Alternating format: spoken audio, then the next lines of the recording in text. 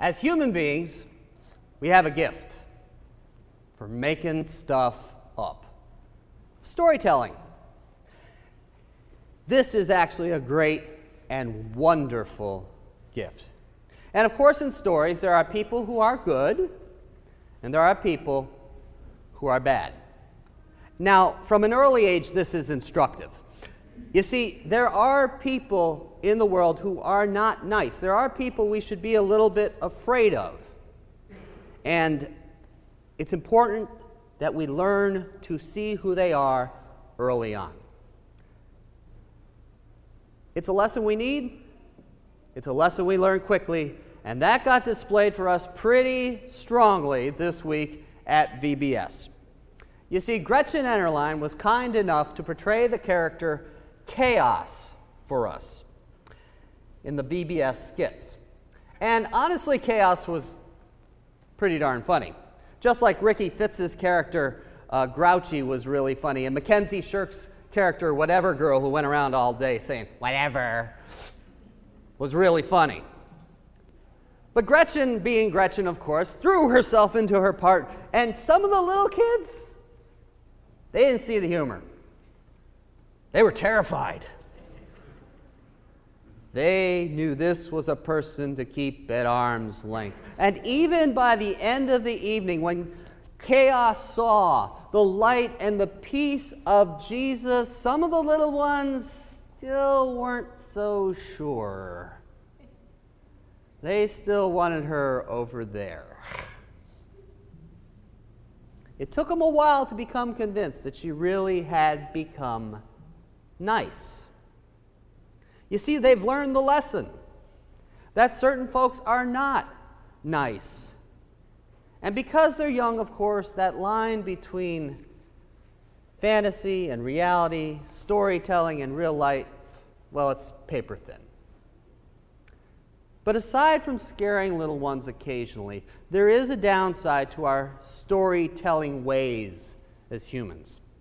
Because most of the time, we're not using story to educate or even entertain in a positive way. Too often, we're using story to play the judgment game. And it is a game truly as old as we are. We use it for so many things. We use it to decide who is in, who is out. We use it to make ourselves feel better about ourselves. We use it to get attention. We use it to make people laugh. We use it because sometimes, it just feels good to tell a mean little story. And I think our whole world is kind of addicted to this. Why do we have 24-hour news? Do we need 24-hour news? No. And I know it's cheap to produce and that it makes a lot of money, but why does it make so much money? Because it plays into our love of storytelling and judgment. Life's a journey.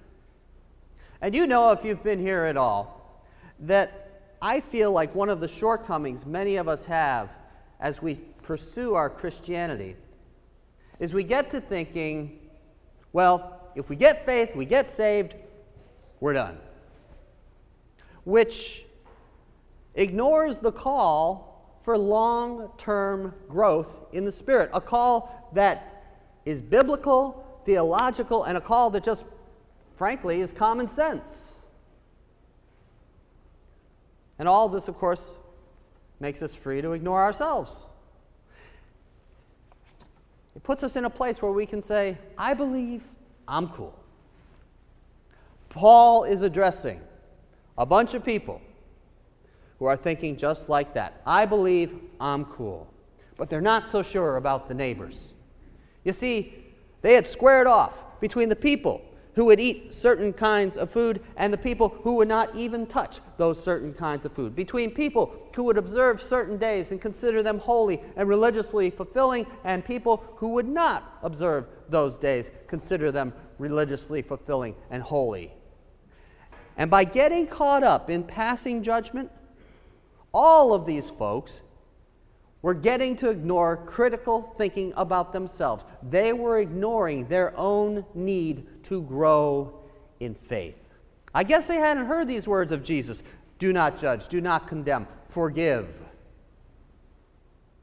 And even if they had, they were falling into that all too human trap of picking sides, pointing fingers, and feeling superior.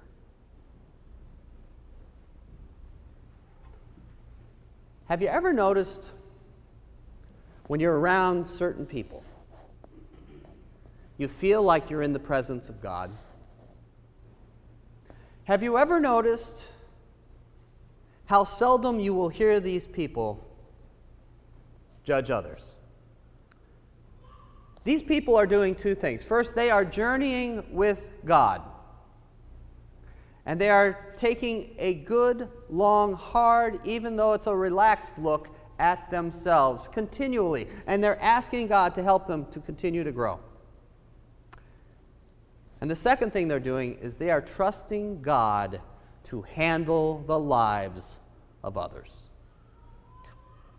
They know it's God's job to judge, not ours, which leaves them with time on their hands to live, to serve, and to grow in faith, and to greet you and me without the burden of having to make a decision about us, which leaves them time to simply love us, with the understanding that we are all on a journey, and that unlike simple characters in a simple story, we all have good and bad in us.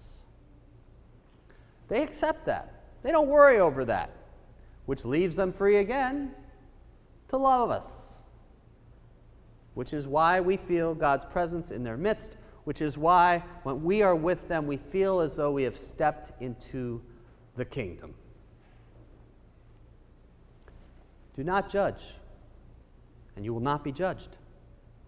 Do not condemn, and you will not be condemned. Forgive, and you will be forgiven. Give, and it will be given to you. A good measure, pressed down, shaken together, running over, will be placed into your lap. For the measure you give is the measure you get back. Or if you like it better, the way the Beatles said it, and in the end, the love you take is equal to the love you make.